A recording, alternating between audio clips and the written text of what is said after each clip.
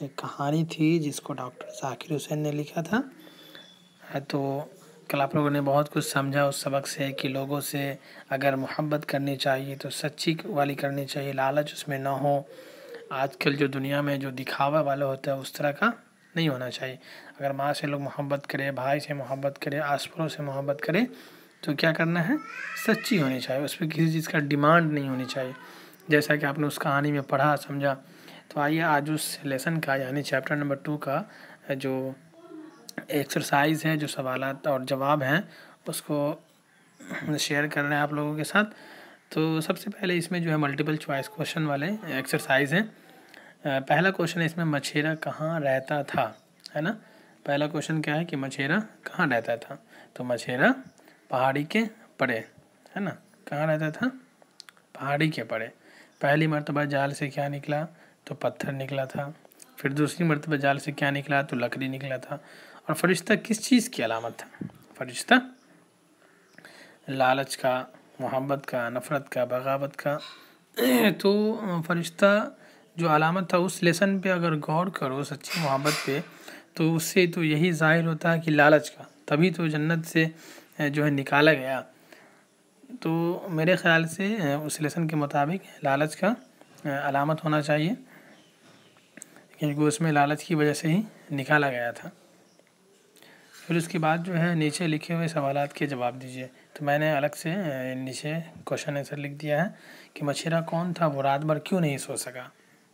इसका जवाब है, मछेरा एक नौजवान लड़का था और वो रात भर अपने गुर्बत की फ़िक्र में नहीं सो सका, क्योंकि वो इतना गरीब था और उसे किसी प्यारी और ख़ूबसूरत सी चरवाहे गडरनी से मोहब्बत हो गई थी। तो अब वो सोच रहा था कि मैं इससे शादी कैसे करूं, क्योंकि मैं बहुत ज़्यादा गरीब हूं।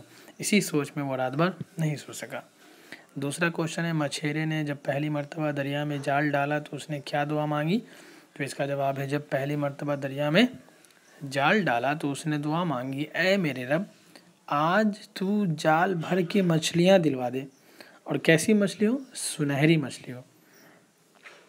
फिर तीसरा सवाल है, मछेरे ने फरिश्ते से क्या फरमाइश की। तो आप उस कहानी में पढ़े होंगे कि मछेरे ने फरिश्ते से अपनी प्यारी गडरनी के लिए एक शीश महल बनाने और सोना चांदी की फरमाइश की थी। फिर इसी तरह से चौथा जो सवाल है वो है, सच्ची मोहब्बत से क्या मुराद है। तो इसका जवाब है, सच्ची मोहब्बत से मुराद ऐसी मोहब्बत जिसमें कोई लालच ना हो, कोई हिर्स ना हो, किसी चीज़ की कोई डिमांड ना हो। पांचवा और आखिरी सवाल है कि फरिश्ते को जन्नत से क्यों निकाला गया। तो आदम और हव्वा की गलती की वजह से निकाला गया था। अब आइए इस लेसन का तीसरा एक्सरसाइज है, सबक को पढ़िए और खाली जगह को सही लफ्ज़ से पूर्ण कीजिए, मीन्स भरिए। तो लड़की की नज़र में क्या होगा, मछेरा किसी शहजादे से कम न था। मोहब्बत न भूख को जानती है और न धन दौलत को पहचानती है। फिर उसके बाद है तीसरे सेंटेंस में कि मैं तुझे वो खुशी बख्शूंगा जो किसी को नसीब ना हुई होगी। और चौथा सेंटेंस है कि तीसरी दफ़ा जो खींचा तो जाल ऐसा हल्का हो गया जैसे मकड़ी का जाला हो। पांचवा सेंटेंस है कि इस दफ़ा तू जाल भर दे सुनहरी मछलियों से जिनकी आंखें हीरे की हों। अब ये मुहावरे जुमला बनाने हैं कि नीचे लिखे हुए अल्फाज को अपने जुमलों में इस्तेमाल कीजिए। तो कैसे इसका जुमला बनेगा, जैसे चांद का टुकड़ा है, तो चांद का टुकड़ा का मतलब कहते हैं कि बहुत प्यारा। तो गडरिया एक बेटी थी जिसे जैसे चांद का टुकड़ा, भोली भाली मीन्स प्यारी, तो गडरनी बहुत भोली भाली थी। सच्ची मोहब्बत न भूख को देखती और न धन को। दरियाई घास, तो जाल के अंदर जो दरियाई घास है वो सोने की है। आंसू एक वर्ड है, इसका सेंटेंस क्या होगा, मछेरा का आंसू था जो थम नहीं रहा था। गुर्बत, मछेरा रात भर सोचता था कि गुर्बत में शादी कैसे होगी। इस तरह से आप अपने कॉपी में जुमला बनाएंगे जो अल्फाज दिए हुए हैं उसके।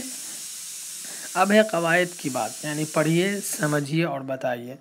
खूबसूरत कलम, शादाब खेत, मज़ेदार कहानी। तो यहाँ पर खूबसूरत, शादाब और मज़ेदार सिफत है।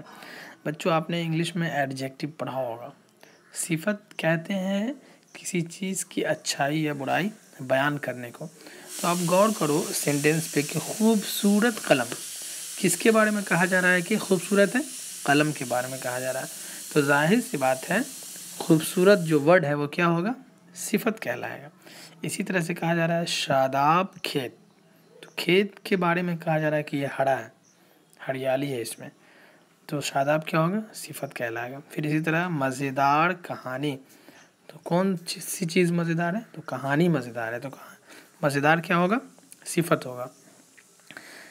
अब कहना है कि उसके अलावा कलम, खेत और कहानी मौसूफ है, यानी जिसकी अच्छाई या बुराई बयान की जाए उसे मौसूफ कहते हैं। जैसे हमने पहले बताया कि जिस लफ्ज़ से किसी की अच्छाई या बुराई ज़ाहिर हो उसे सिफत कहते हैं, लेकिन जिसकी अच्छाई या बुराई ज़ाहिर की जाएगी, बयान की जाएगी, उसे मौसूफ कहेंगे। जैसे खूबसूरत कलम में किसकी खूबसूरती बताई जा रही? कलम की, तो कलम मौसूफ होगा। और जो खूबसूरत वर्ड है उस वर्ड से हम कलम की खूबसूरती को बता रहे हैं, तो खूबसूरत क्या होगा? सिफत कहलाएगा। अब कह रहे हैं कि मज़कूरा बाला तारीफ़ की रोशनी में बताइए कि ख़त कशीदा अल्फाज मौसूफ़ है या सिफत। जैसे नन्हा फरिश्ता, अब नन्हा फरिश्ता में कौन सा लफ्ज़ मौसूफ़ है और सिफत है?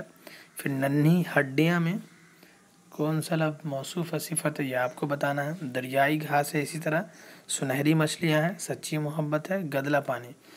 जैसे एक एग्ज़ाम्पल के तौर पर हमने कहा गदला पानी, किसके बारे में हम कह रहे हैं कि पानी गंदा है? पानी के बारे में कह रहे हैं ना कि गदला है, मीन्स गंदा है। तो गदला जो वर्ड है उससे हम पानी की अच्छाई या बुराई को बयान कर रहे हैं, तो गदला क्या होगा? सिफत होगा। और किसके बारे में बता रहे हैं कि ये गदला है, गंदा है? पानी के बारे में, तो पानी क्या होगा? मौसूफ होगा। तो बच्चों इसको अपनी कॉपी में खुद से अपनी समझ से पढ़ करके इसको बनाओ। इंशाल्लाह फिर कल एक नया चैप्टर लेकर मैं आप लोगों के सामने हाजिर होऊंगा, यानी शेयर करूँगा वीडियो।